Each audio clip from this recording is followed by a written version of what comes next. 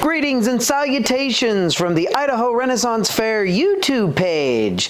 We come at you once again with another informative video by Kathleen Danes, our wonderful president. And what exactly are we covering today? Today we are talking about sewing notions.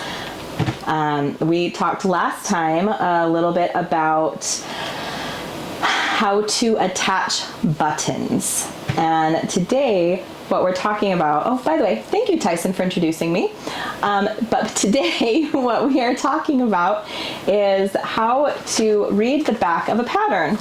So most patterns have a section on the back that will tell you what type of fabric to use, how much fabric you need, but a lot of patterns will have a little section called notions, and not a lot of people really know what that means. So today we're going to talk about what those are. So first and foremost, most time you need a fabric.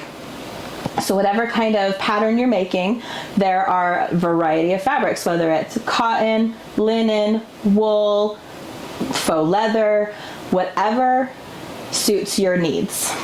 But along with that, you're going to need thread. And a lot of, like, as you can see, I have a variety here.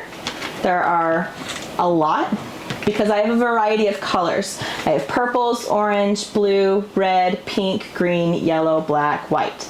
There are a lot of colors here because I work with a lot of different fabrics. And there are different types of threads. There is cotton thread, there's polyester thread, there is silk thread, and you want to make sure that whatever type of fabric you're working with and whatever pattern you're working with, that you have the correct type of thread. I would hate to see you use a silk thread in place of a cotton thread. This will break a lot faster if you're using the wrong type of needle, if you're using it on the wrong type of fabric. So when you are searching for your notions, make sure that you find the right type of thread. One of the other things that is very important, and it will vary machine to machine, is the bobbin. Bobbins are the part that you put the smaller portion of thread on that helps make your machine work correctly. So there are some machines that will only take plastic bobbins, but there are some machines that will only take metal bobbins. I am fortunate enough to have a slightly older machine, and so my machine will take both bobbins. Let's start with buttons, because that was what we talked about in our last video. So we have a small variety of buttons here. We have your regular plastic buttons. As we do a lot of costuming, a lot of us like to use wooden buttons. These ones are very fun to use. They're very different, but they give it a little bit more of an authentic look, especially if you're not playing somebody in royalty. There are metal buttons, which these are a little hefty, so you wouldn't want them to be on something delicate. But if you needed them for like a guard's uniform or something that's a little bit more sturdy, metal buttons are a good idea. And then there are some that use, rather than buttons, they will use beads. And these beads are very hefty. Sometimes they like to use large beads. This one is an oval, this one is a round. But they are both very handy for different types of closures. So some of the other types of beads that might get used are, sometimes they are these shiny ones, which depending on the types of costumes that you have, whether you are portraying a dancer or whether you are of royalty, would depend on if it's a beads or if it's sequins. I don't have sequins here to show you, but that's okay because most people know what sequins are. And maybe at some point we can have a quick little tutorial on how to properly attach sequins, because you actually are supposed to attach them with a 3-point thread instead of just on 2 places. They have a tendency to break a lot faster if they're only attached in 2 places. All right, next thing we're going to talk about for closures is hook and eyes. Most people most women know what hook and eyes are. I have found that a lot of gentlemen are very confused by hook and eyes. They're not necessarily it's not something that they wear regularly, so it's not something that they're super familiar with. So hook and eyes are, it's literally just a little piece of metal that is in a round and another one that goes in a hook, and they just clip to each other and it keeps things closed. So that is another really good option for closures. The other one that I don't have is snaps. So with the hook and eyes, one of the things that it might help the general masses to understand what a hook and eye is on a bra or a brassiere, however you want to call it. Most of those have a hook and eye closure. Okay, I'm going to ask Tyson a question. Do you know what this is? No, I do not. This is a thimble. So thimbles are very helpful when doing hand sewing with a needle rather than machine sewing. So with a thimble, when you put your thread through, sometimes you have to push the back of that needle to get it through the fabric if your fabric's a little thicker and you don't want to puncture your finger, so you use a thimble. Now, speaking of needles, if you are needing to do hand sewing and you don't have sewing needles, you can find them at most craft stores, most sewing stores, and they're either going to come in a round like this one or in a rectangle packaging like this one. That is, it just opens up and then you have your variety of needles there. With the round one, it spins, the front placket spins, and then you can choose whatever size of needle you need and go to that space, and then it will dispense a needle, which I know that's probably hard to see on a camera, but on the video it's probably a little hard to see, but later when we do, if we're able to do some different tutorials, I'll show that to you up close. Okay. Let's see where to go to next. There's so many options. I think I want to show you guys this one. So this looks like a little cone, and it's actually a medieval aglet. So what that means is at the end of whatever ties or laces that might be going into an outfit, whatever ribbons or ropes or whatever, they would put one of these on the end of that ribbon or rope, and they would pull a tiny bit through the hole on the end, and then they would tie a little knot, or they would tighten it down just a little bit, and that would be what helped them to lace their garments without having their ribbon or their rope fray. Okay, so to get back to our regular, plain old ordinary sewing notions, one of the things that is very important for most sewing projects is your tape measure. This one is very much a fabric tape measure. It's bendy, it's floppy, it can go every which way, and they typically are a couple of yards long. So this one goes out to 108 inches. So those ones, and they just roll up real quick and nice and pretty, and I just unrolled it, so I'm not going to re-roll it right now. But those are very handy, especially if you need to go around things, or if you've got an irregular shape that you're trying to do. Those kind of really handy. This is another type of fabric measuring tape. This one has fun pops. On the one side it gives you inches, on the other side it gives you millimeters, which the other one only really gives you the inches and the millimeters on the same side, so you have to kind of do the math on your own. When you're dealing with a variety of patterns, sometimes you get patterns that are not in that are metric rather than American standard. So sometimes you need the millimeters and the metric side. So that's really handy, and I like this one because it's got a little button that retracts it all on its own, and then I don't have to fiddle with it. Okay, so that is basics. I know that sounds weird, but to me that's the basics. So with the needles and the pins and the buttons and the threads, and that is your basic stuff. This side's the more fun side because it deals with your lace and your elastic and your bias tapes and ribbon and zippers. A lot more fun for me.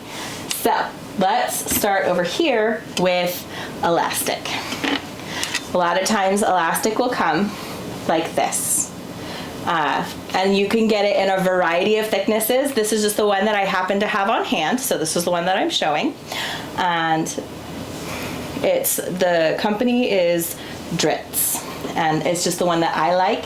And this one is 3/8 of an inch, and it's not very wide, but this is the kind that you would use if you're doing like hair elastics with like making homemade scrunchies, or if you're doing like cinched wrists, or like little girl elastic waistbands, or like little boy pants, because you don't want that really thick stuff that's gonna like hurt them. So this is stuff that's a little bit more delicate.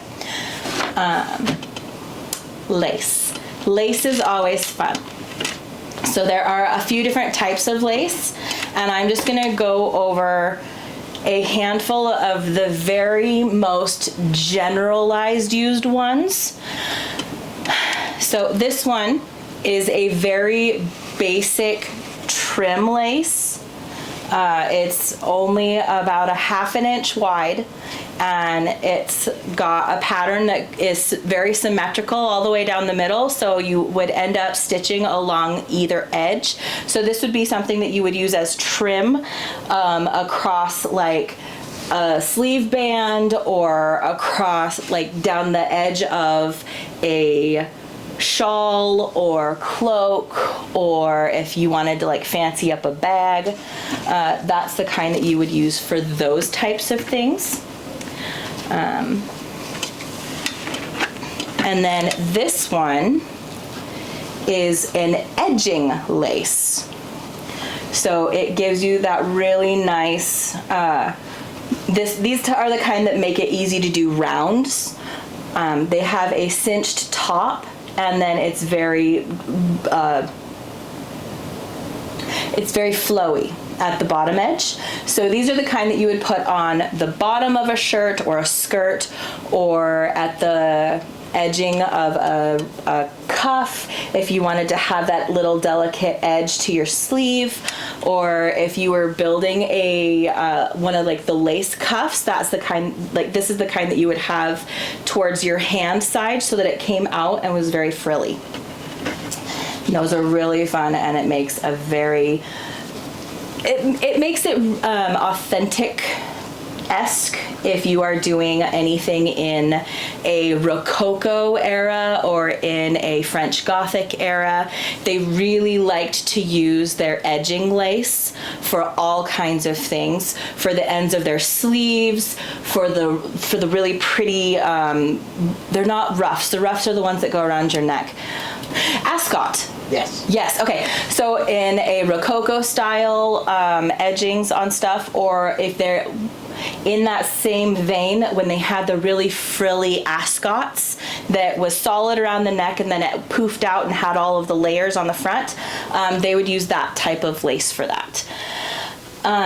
This is another type of decorative lace that you would use for putting it on a bag or on your sleeve or somewhere where you're just showing off status.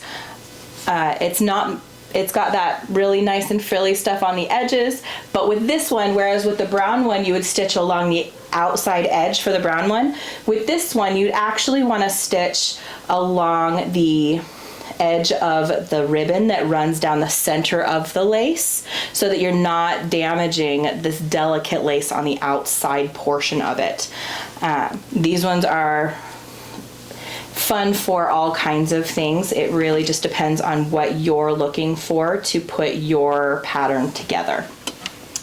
Now the next one I want to talk, I'm going to save this one for a second, is eyelet lace. Now I've had a lot of people that I have worked with not understand the difference between an eyelet lace and a fringe lace. So where this one is a fringe lace,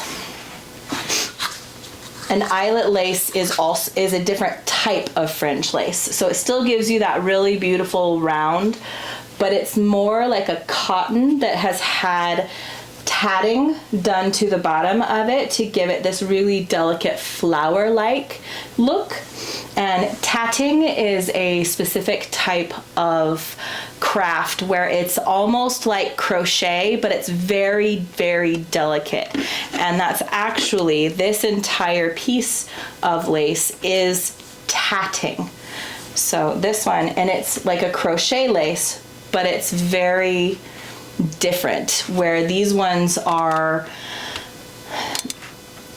a little bit more synthetic feeling, and this one is very cotton. This one is hundreds of little pieces of the thinnest yarn you can find. It's almost like taking a loose weave blanket style of thread and weaving it into a lace. So this one is actually one of my more favorite ones for doing vintage pieces. I love using tatted lace and eyelet lace more than anything else. I have a bunch of this type of lace, but I love to use these on like handkerchiefs and things that are very delicate and things where I need to do large amounts of them. But when I'm working on something that is a little bit more personal and a little bit more where whoever is asking for it wants that more country feel, these are the kind that I like to go to because they have that more homey comfort vibe to them. They don't feel mass produced, which I guess is what I'm trying to say. Okay, so the next thing I want to talk to you guys about is bias tape. I am a huge fan of bias tape when I am doing large skirts, big dresses. Sometimes if it's a single layer cloak or things that have a large surface area, I love to use bias tape. So there is single fold bias tape, there is double fold bias tape. Single fold bias tape is exactly what it sounds like. It is essentially a piece of ribbon that or fabric that has been folded over once and typically ironed. So that is your single fold bias tape. And these are, you can have them in the very narrow 1/4 inch, or you can have them in a thicker 1/2 inch. And I have even seen them in a 1.5 inch. But what these are good for is if you are trying to finish a hemline without taking inches away, or if you are trying to finish your hemline and have a color distinction between the rest of the garment and your hemline. I like to use them for giving a clean edge where I know that I'm not going to take inches off of the piece of fabric, where I am a very tall woman, so I have to be very careful with that. A lot of patterns do not, if you're not being conscious of it yourself, a lot of patterns forget to include extra length for taller people. They remember to do width, but sometimes they forget to do height. So when you're looking at your patterns and trying to figure out what adjustments you need to make, if you're making adjustments to your pattern, if you need to make adjustments width-wise, check for adjustments length-wise. And that goes for the top portion, the middle portion, the bottom portion. All of them are, all patterns are different, but it's something that as I've grown up working with patterns, I've noticed is a lot of patterns will forget to account for that difference as well. All right, so and then a double fold bias tape is similar, but instead of having a single fold, it has a double fold. So you end up with a much wider piece that is folded first once in and then folded again. And that creates your 1/2 inch line. So it's actually a very wide piece of fabric that gets folded in once and then twice and then ironed.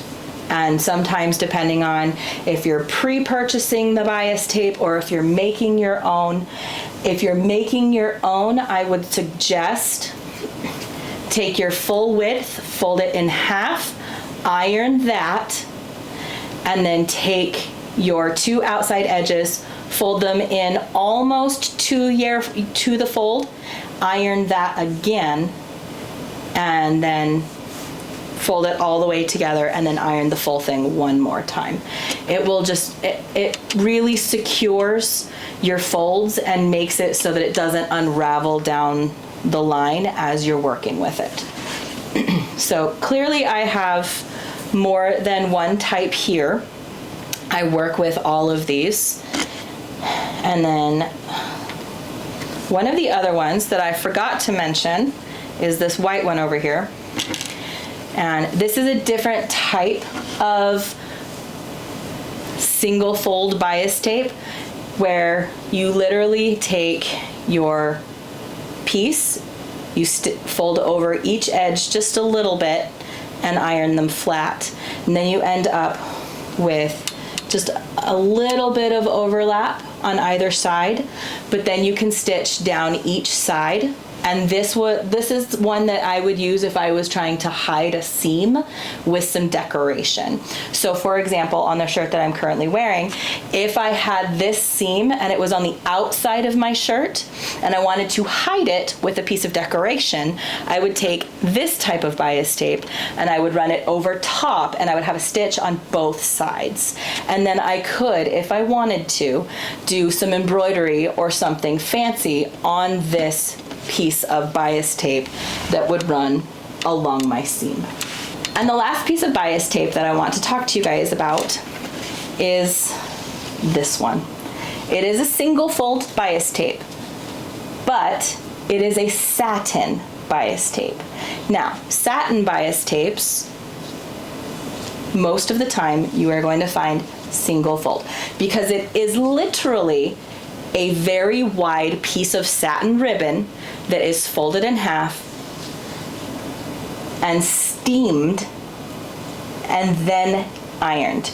With satin ribbon, you never want to iron this directly. You want to steam it, put a terry cloth or a tea towel over top of it and iron it like that. Otherwise, you could end up with damaged satin. Now, obviously, this is the kind that you would use on a fancy dress or a fancy piece of fabric. But what I've found most people use this for is on baby blankets. So in doing that, just remember to be careful with it. It is delicate. You're going to want to reduce the size of the sewing needle on your machine so that you don't damage it while attaching it. Okay, so the next thing we're going to talk about is zippers. Now, I brought to the table 3 different zippers, in part because there are usually the 3 basic lengths of zippers. You're going to find your 22 inch, which is for like long things like dresses or sometimes bags, but most of the time you're going to find these really long ones in dresses. The more common one for multi-use is going to be the 16-inch zipper, and these ones are used in all kinds of clothing pieces, all kinds of accessories. So that's the size that most people will use.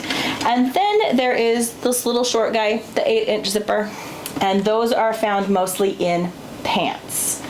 Now, all three of these are very important lengths of zippers, but also with that, there are regular zippers that are just, you can tell that they're there, and then you have hidden zippers. Hidden zippers are a little bit different. They're designed a little different. The zipper portion is not visible on the front side. You can see it from the back side, but it's not visible from the front side. Whereas the regular zipper is visible from both sides. Now the pants zipper is actually made of a very sturdy metal, so they are obviously very easy to see where they are. Something that just a little tip, if you ever get these stuck and you can't undo them, a little bit of baby powder or just like baking soda put in there, and you just kind of jostle it around a little bit, the zipper will go up a lot faster, and then it's your stuck will be unstuck. It's a very weird little trick, but my grandmother showed it to me and it works. So that's zippers. Okay, last thing we're going to talk about today is ribbons.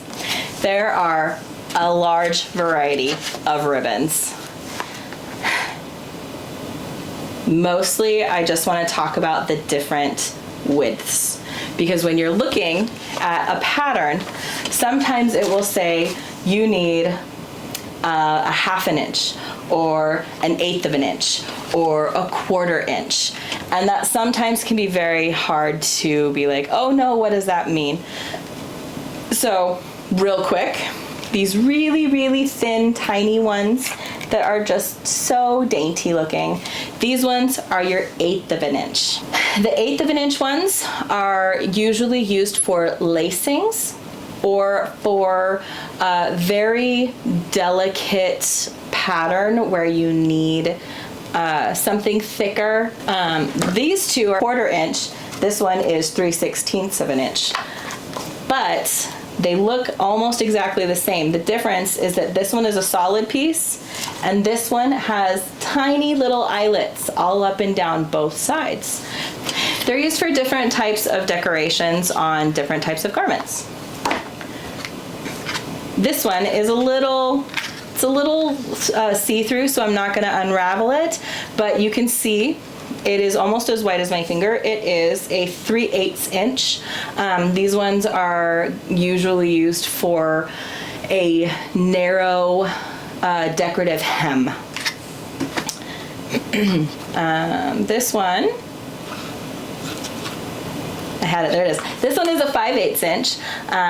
It's not open right now because I haven't needed to open it, but ones like this are typically used for adding centerpieces on blankets, or for doing hair ribbons, or for doing just fun little trim on pieces. So that's what, this is how wide a 5/8 is.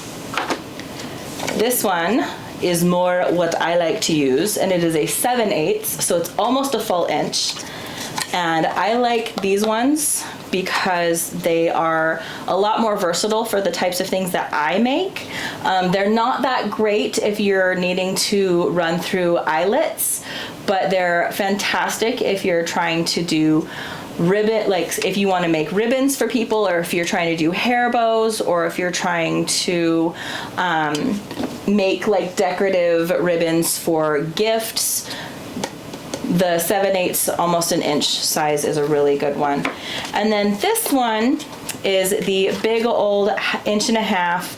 These ones, there's really only two things that I would recommend this size and bigger for, and it is to do a fancy trim around the bottom edge of a piece of clothing, or if you're making a hair bow. This size and the bigger sizes are a little too cumbersome if you're trying to do anything delicate with them. Their size and the fact that they always put wire in the edges has a tendency to get in the way, and it makes it difficult if you have to wash the item. So I would not recommend this if you're doing blankets or if you're doing a cloak or anything where it requires a lot of yardage. I would not recommend using the bigger sizes. I would recommend using the smaller sizes. So that is my quick little snippet on ribbons. And thank you for joining me today and spending time with me and going through notions. And I hope that that clears up some of the confusion. And next time, I think we'll open up one of these patterns and we'll go through what the actual descriptions mean. So thank you for spending time with me today, and I hope that your history is as fun as our history. And we'll talk to you next time. Huzzah!